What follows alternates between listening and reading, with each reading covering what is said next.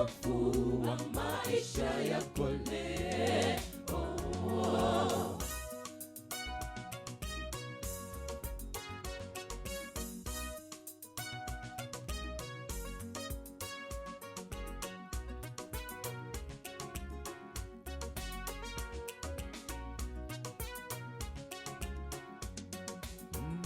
Japo ameoza siku 4 ananuka, watu walimwambia Yesu wakidhani asingemfufua, ila Yesu kwa uwezo wake kamfufua tena Lazaro akaamka. Ila Yesu kwa uwezo wake kamfufua tena Lazaro akaamka. Japo ameoza siku 4 ananuka, watu walimwambia Yesu wakidhani asingemfufua, ila Yesu kwa uwezo wake kamfufua tena Lazaro akaamka. Ila Yesu kwa uwezo wake kamfufua tena Lazaro akaamka. Sikia sauti ya Yesu ikisema, ondoka ndani ya kaburi, na atafufua maisha yako leo, na atafufua maisha yako leo. Sikia sauti ya Yesu ikisema, ondoka ndani ya kaburi, na atafufua maisha yako leo, na atafufua maisha yako leo. Sikia sauti ya Yesu ikisema, ondoka ndani ya kaburi, na atafufua maisha yako leo, na atafufua maisha yako leo.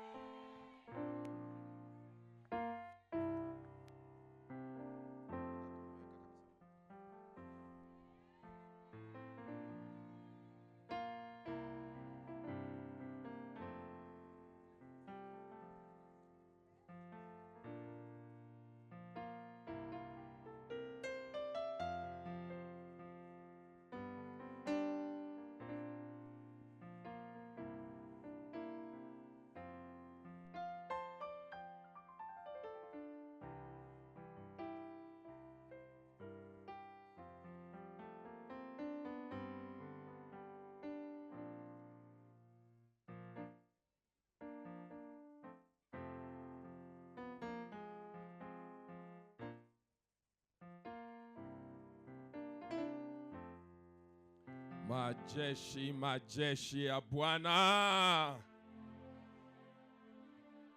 Majeshi, majeshi, majeshi. Ako, hebu mkamalizie vizuri. Majeshi, majeshi. Aha. Amen. Amen. Kambi tunalo na tunatamba nalo. Nimegundua mmejipanga kumwabudu Mungu. Mungu awabariki sana. Yaani kila anayepanda ni wa moto. Mungu awabariki sana. Mchana kabla hatujaondoka sasa jioni ya leo kwenda kupumzika tena kwa dakika chache, karibu katika kipindi chetu cha ibada ya jioni ya leo. Mchana tuligusia tukasema, linda sana moyo wako, maana huko zinatoka chemichemi za uzima. Na tukasema sio moyo huwa nyama, bali anasema ni kwenye kiwanda cha mawazo yako, mahali ambapo maamuzi yanafanyika. Na baadaye tukaangalia tukasema, Mungu anavijaribu viuno. Manake Mungu anaangalia huko kwenye msukumo wa siri, kwenye kitovu cha hisia. jinsi zinavyojaribiwa na mwitikio wake kwenye kiwanda cha maamuzi. Tukagundua ya kwamba kuna ndoa nyingi zimevunjika kwa sababu ya moyo, akili zilivyofanya kazi. Tukagundua shida leo zipo nyingi makanisani na kila mahali, watu wanagombana kwa sababu ya maamuzi na mawazo yao. Tukasema linda sana. Tukasema vitu vya thamani wanadamu wanavilinda mno. Linda moyo, maana huko ndiko kwenye uzima wako. Karibu tena jioni ya leo katika somo lingine linalosema geuka. Baba wa mbinguni, tunaomba utusaidie kuelewa neno lako kwa ukamilifu. Roho Mtakatifu awe pamoja nasi, tumeomba kwa jina la Yesu, amen. Geuka. Duniani leo tunao wakulima wengi wanaolima mazao tofauti tofauti. Wanalima vilimo vya namna nyingi, ama kilimo cha namna tofauti. Kuna watu wanalima mahindi, kuna watu wanalima miogo, kuna watu wanalima zabibu, kuna watu wanalima mpunga. Leo tunao wakulima wa aina mbalimbali. Wote tutakubaliana, kila anayetaka kupanda huwa anachagua mbegu iliyo safi, maana anatamani na anatarajia apokee matunda mema, apate matokeo ya ile mbegu yaliyo mema na yaliyo bora zaidi. Hakuna mkulima ambaye ataenda kulima shamba halafu asiye mbegu ambayo imeoza. Kila mkulima atajitahidi kwenda kwa wataalamu, atauliza ni mbegu gani ninaweza kutumia kulingana na ubora wa udongo nilio nao. Ataenda ulize, hivi ninaweza kutumia mbegu gani inayofaa, yaweza kuwa ya muda mfupi, yaweza kuwa ya muda mrefu. Hakuna mwanadamu anayeweza kupanda kisicho bora. Hayupo mwanadamu.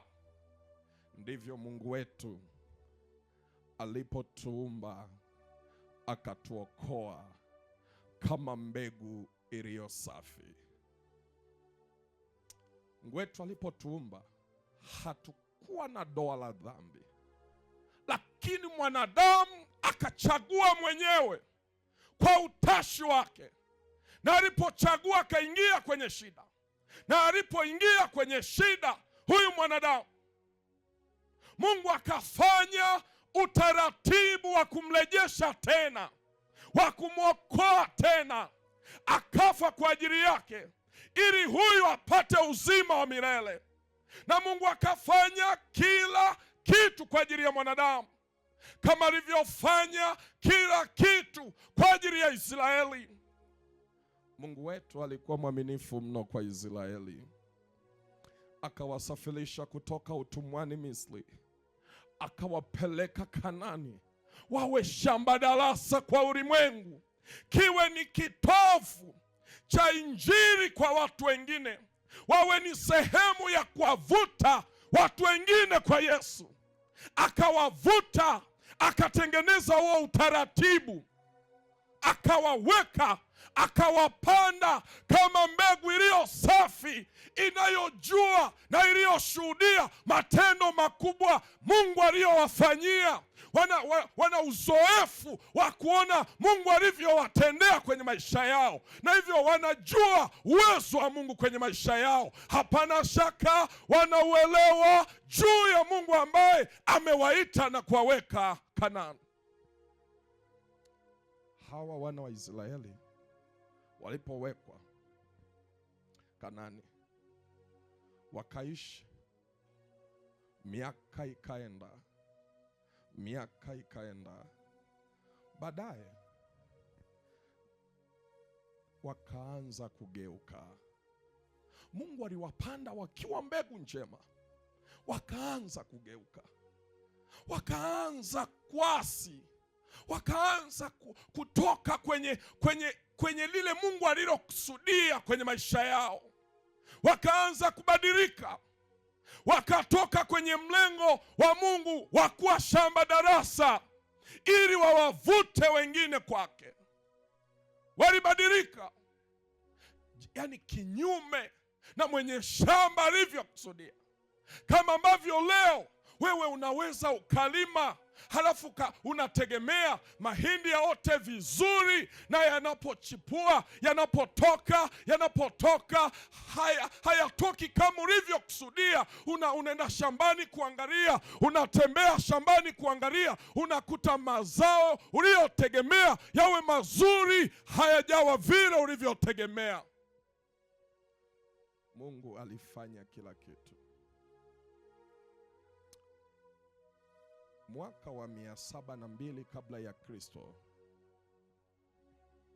Sanballat mfalme wa Ashuru anawavamia Israeli ya kaskazini. Anaua watu wazima, anaua watoto, wanaua wanawake na wanaume. Damu zinatapakaa kila mahali zinatapakaa. Na unajua Waashuru ni wale makao makuu yao yako Ninawi, kule ambako aliagizwa Yona kwenda kuhubiri. Walikuwa ni makatili kweli kweli. Kukuchuna ngozi ilikuwa ni jambo la kawaida. Wakina Sanballat walipowaua Israeli vijiji vyote, wakashuka Israeli ya kusini Yuda, wanatembea. Sanballat anazunguka ngome yote ya Israeli kule Yuda, wakiwa na wanajeshi wake. Wanapozunguka kule, Bwana alivyo mwema. Kufupisha stori kwa sababu ya wakati, anawaokoa kwa awamu ile kupitia nabii Isaya, na kwa siku moja watu 185,000 waliuawa kwa mkono wa Bwana, kwa mkono wa malaika mmoja tu. Wakashinda Yuda, wakawa ni washindi, maana wamemgeukia Bwana. Wakaishi miaka kadhaa. Mwaka wa 606 kabla ya Kristo, kijana mdogo aliyekuwa ni mtoto wa mfalme wa Babel, Nebukadnezar, akiwa anatokea Misri, anapita anapaona Yuda, anatamani tena kuwatawala. Kwa nini lakini wanatamani kutawaliwa? Kwa nini wanatamanika? Na kwa nini Mungu aruhusu itokee? Kwa nini asizuie? Maana maelfu wameuawa Israeli ya kaskazini. Kwa nini aruhusu tena? Anaruhusu kwa sababu hawakuwa watii kwa kile Mungu alichokisema. Mungu aliwapanda wawe shamba darasa, wawe watoto wake. Mungu ajivunie wao, wawe nuru kwa ulimwengu, wawe ni watu wa kusambaza neno lake. Lakini hawakufanya hivyo. Wanachukuliwa na nabii Yeremia, analia,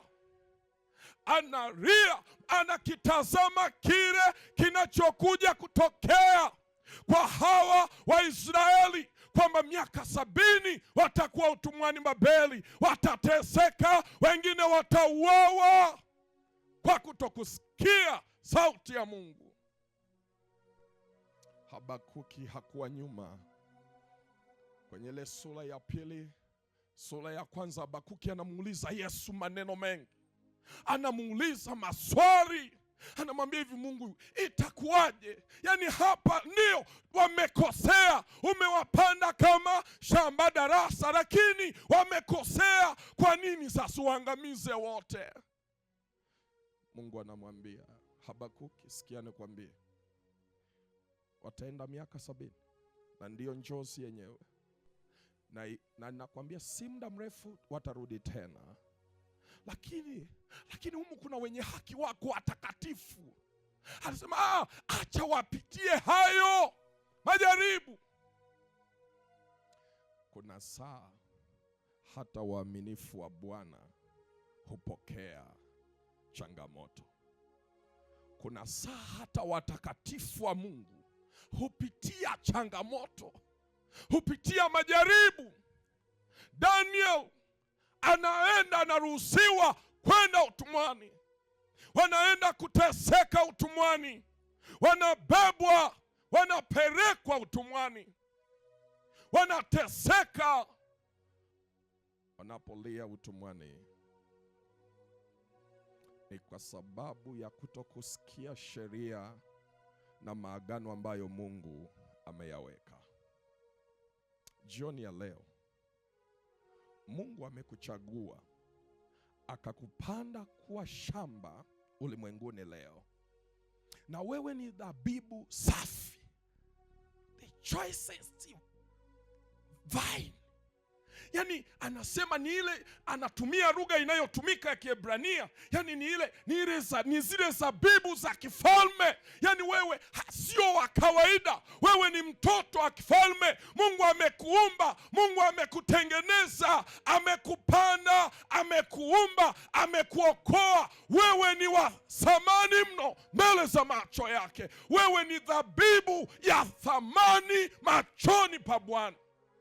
Yeremia 2 mstari wa 21 ndipo somo letu lilipojengwa jioni ya leo. Biblia inasema, nami nilikuwa nimekupanda mzabibu mwema sana, mbegu nzuri kabisa. Umegeukaje? Umegeukaje? Basi kuwa mche usiofaa wa mzabibu mwitu machoni pangu. Mungu amekupanda wewe kama mzabibu uliochaguliwa.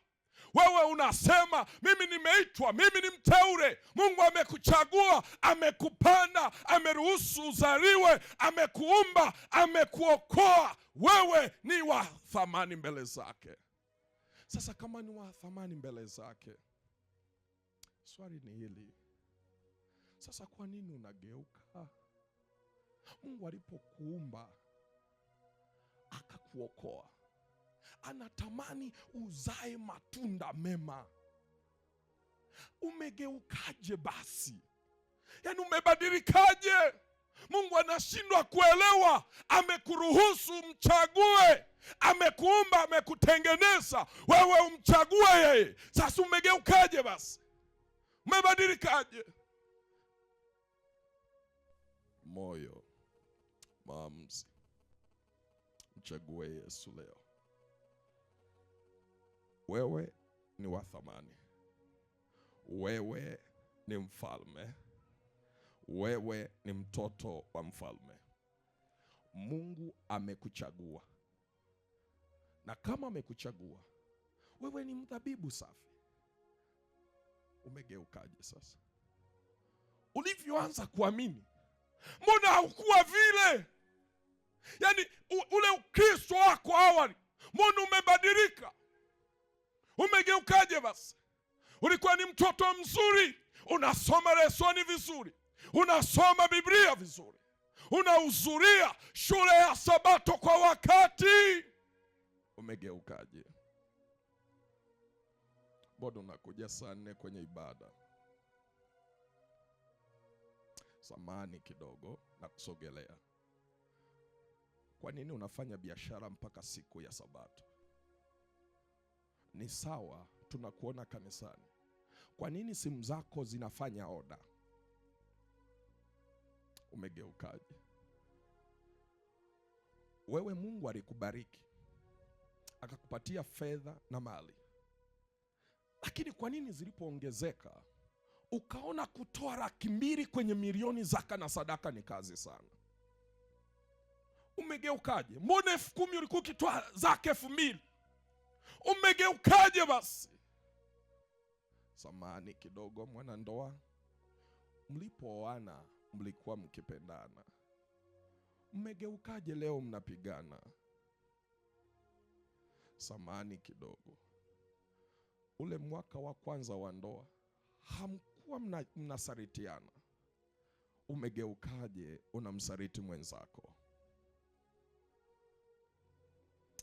Mungu hatulazimishi kufanya maamuzi, ila anatueleza cha kufanya, cha kwamba wewe sio wa kawaida. Fanya maamuzi, fanya maamuzi. Umegeukaje? Umekuwa zabibu mwitu, kitu kilichooza, hakifai, kibaya, kinachonuka. Mungu alikutengeneza, alikuumba ukiwa wa thamani, lakini unazaa matunda yanayotoa harufu mbaya. Chunguza njia zako. Unafanyaje? Yesu anasema kwenye Yohana sura ya 15, mimi ndimi mzabibu wa kweli. Anakualika, yeye anakualika ambaye ni mzabibu wa kweli. Anatamani tabia yako iaksi tabia yake. Nitakwenda nikimsubiri Yesu, lakini hatujageuka bado. Tukaangalia mienendo yetu tunavyotembea, tutasema ninakwenda, ninakwenda, ninakwenda, lakini kwa kweli matokeo ya matendo yetu na maisha yetu, mitindo ya maisha yetu imeoza, inanuka machoni pa Bwana. Na yeye anasema, mimi ninachunguza kwenye kitovu cha maamuzi. Unaweza ukaonyesha dalili nzuri ya kuwa mzabibu mwema, wa kuwa mzabibu ambaye anafaa, lakini ukweli kabisa matukio yake, matunda yake yatatuambia. Unaweza ukawaficha wanadamu wote, lakini hauwezi ukaificha dhamiri yako. Unajua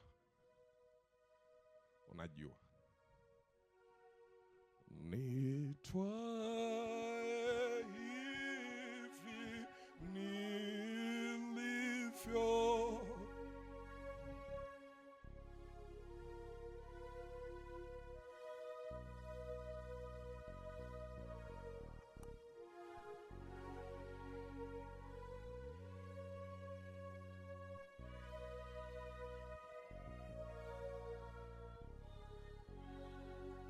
Yesu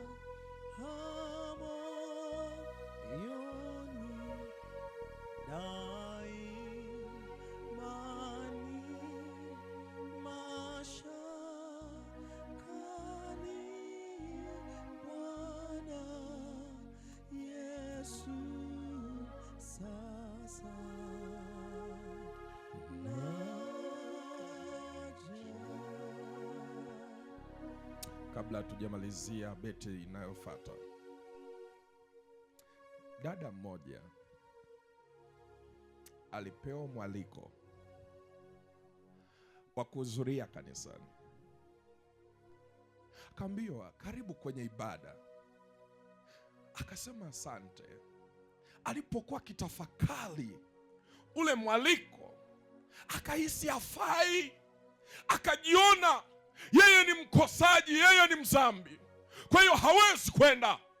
Akasema mimi ninawezaje kwenda kanisani, ila matendo yangu yalivyo mabaya namna hii, kila mmoja ananifahamu, hata mimi ninajifahamu, siwezi kuhudhuria kwenye ibada. Yule aliyemwalika kasubiria wageni wakipokelewa, wanaingia. Hakumuona yule dada aliyemwalika. Akajiuliza kwa nini hajaja. Akaandika ujumbe, akatuma tena, akamwambia kwa nini haujaja. Akamsimulia, tafadhali, unajua sikuja kanisani kwa sababu mimi ni mchafu, mimi ni mzambi, nitawezaje kuja kanisani ili hali mimi nimechafuka dhambi. Yule alipopokea ule ujumbe akamrudishia, akamwambia hivyo ulivyo, njoo, Bwana akutwae. Haijalishi umegeuka kiasi gani, haijalishi Bwana alikupanda ukiwa mzabibu unaofaa, yeye anakuambia mwanangu, geuka, njoo, mimi niko tayari kwa ajili yako. Baba yetu ni kama kuku ambavyo anakumbatia vifaranga vyake, hata vimechafuka yeye anatukumbatia na uchafu wetu. Yeye anataka kufanya maamuzi jioni ya leo. Je, ungetamani kuwa mzabibu unaofaa? Ungetamani kuwa mzabibu unaozaa matunda mema yasiyochakaa? Mungu wetu anatoa wito, nasema wanangu, mrejee. Matokeo ya uasi huwa yanazaa mzabibu mwitu machoni pa Bwana, yanazaa yasiyofaa. Matunda yake ni machungu mno, hayafai kwa divai wala hayana faida kwa mkulima. Mzabibu mwitu hauna matunda yanayofaa kwa mkulima. Yesu ametupanda kama mzabibu, anataka tuzae matunda yenye faida kwake. Na Mungu ametupa uhuru wa kuchagua. Come on. Sikia hii. Kuna wakati mwingine huwa tunaamua kubadilika tu na kuzaa matunda yasiyofaa machoni pa Bwana. Sikia nikwambie jioni ya leo, neema haizoeleki. Sizoe neema ya Bwana. Kuna saa utakufa kabla ya neema haijafanya kazi. Sisi ni ua. Biblia inasema sisi ni ua. Isaya 40 anasema sisi ni ua, sisi ni majani yananyauka. Unaweza ukasema mimi ninao muda, nitafanya maamuzi wakati mwingine. Neema haizoeleki. Wokovu si wa kuzoea. Usiishi maisha ya kidunia, maisha ya mwitu. Usiishi tabia za kidunia kidhani ya kwamba uko salama. Yuda walikaa kwenye mazingira ya kuwa comfortable, maana wanaenda hekaluni, wanatoa sadaka zao, wanatoa kama kawaida. Yani ule mtindo wa kidini, zile kaida za kidini walizifanya. Lakini Mungu anajua ibada zao za sanamu wanazozifanya, lakini matendo ya nje waliyafanya ya kidini. Kwa muumini haitoshi peke yake, kuhudhuria ibada hakutoshi peke yake. Mungu anachoangalia ni nini unazalisha kwenye kiwanda chako cha maamuzi. Hapo kwenye moyo ndiko anakuangalia, na ndiko Mungu anakotaka. Anakuambia, mwanangu, sikia, fanya maamuzi. Neema haizoeleki. Wokovu si wa kuzoea. Yaani si kwamba ngoja nifanye tu dhambi halafu nitatubu. Bwana Yesu, kaa hapo, acha niibe, acha nizini, acha nifanye kila takataka ninayoweza kufanya, halafu nakuja kwa Bwana naambia, Bwana Yesu, nimemaliza sasa. Si wewe ulikufa msalabani pale? Aya, naomba sasa neema yako inifunike. Neema haizoeleki. Tunapoimba ubeti wa mwisho, tafadhali tafakari, chukua hatua. Yesu anakuita. Ni kweli tumekuwa ni Wakristo wa muda mrefu, tunakuwa tunasema nitakwenda, nitakwenda, nitakwenda, nitakwenda tena leo nikimsubiri Yesu. Uko tayari? Karibuni tuimbe pamoja.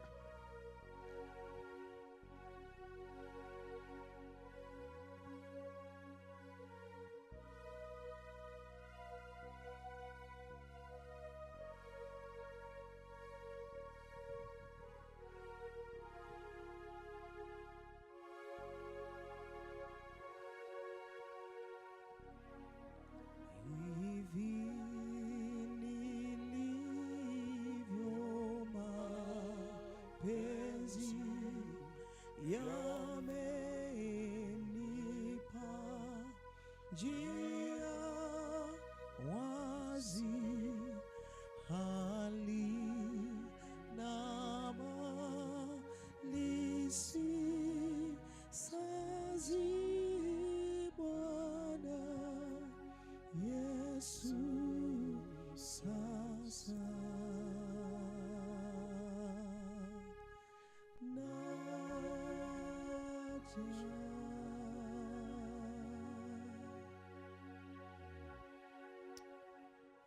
Kabla hatujasimama kuomba, tafadhali chukua muda kutafakari yafuatayo.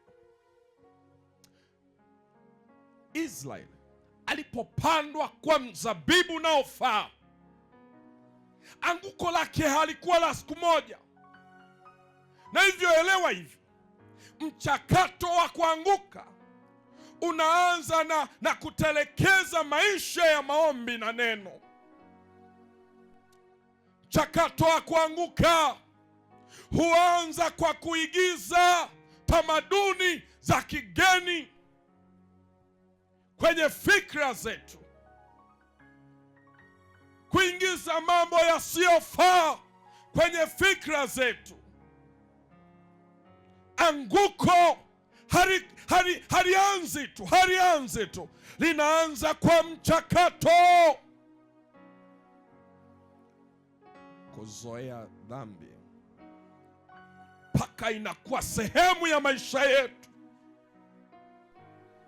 Tunahisi ni salama sana, yaani dhambi unaifanya, unaizoea, inakuwa ni sehemu ya maisha yako, mpaka watu wakikwambia, mpendwa, hii ni dhambi mbaya, acha, unasema haka ndiko ka udhaifu kangu, mimi nitafanyaje sasa? Kila mwanadamu anao udhaifu wake. Anguko halianzi mara moja.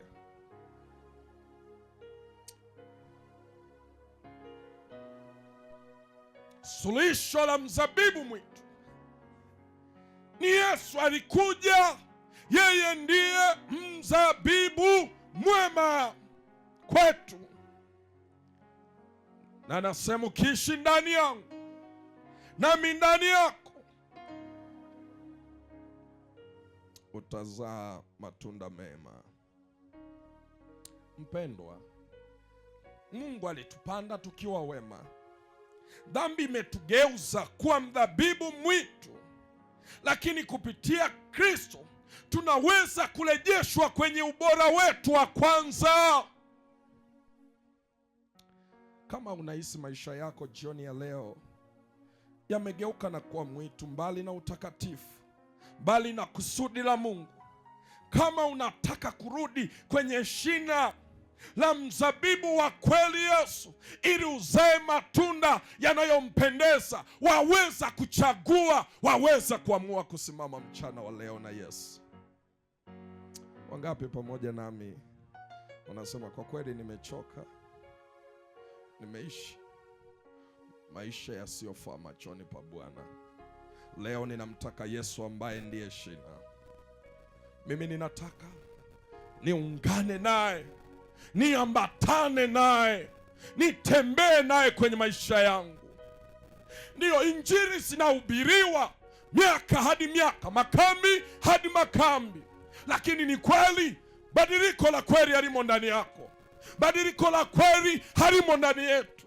Mpaka Yesu wakati fulani anatushangaa, mbona mwanangu mimi ninasubiri uniite nikusaidie? Kwa nini lakini?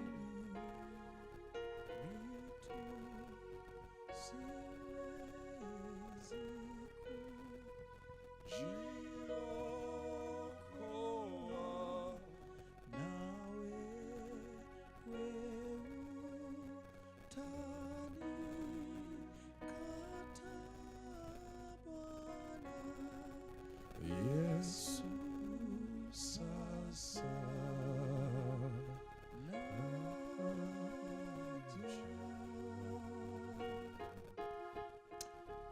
asante sana.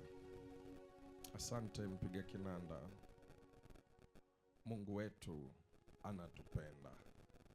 Sisi ni wa thamani sana. Mchague Mungu. Yesu yuko tayari. Fanya maamuzi ya kutembea naye. Baba, tunasema asante kwa ibada ya jioni ya leo. Umetukumbusha ulivyo mwema. Hata Israeli walipokosea uliwaadhibu. Baba, tunatamani jioni ya leo utuhurumie, utusamehe uovu wetu, utukumbatie, tupatie neema, tupatie nguvu ya kushinda nguvu za mwovu. Tunapofanya maamuzi jioni ya leo ya kutembea na wewe, tunaomba yathibitike machoni pako. Tupatie uwezo katika maamuzi yetu, tukae ndani yako. Asante kwa kila mmoja wetu. Tuomba kwa jina la Yesu, amen. Bwana awabariki.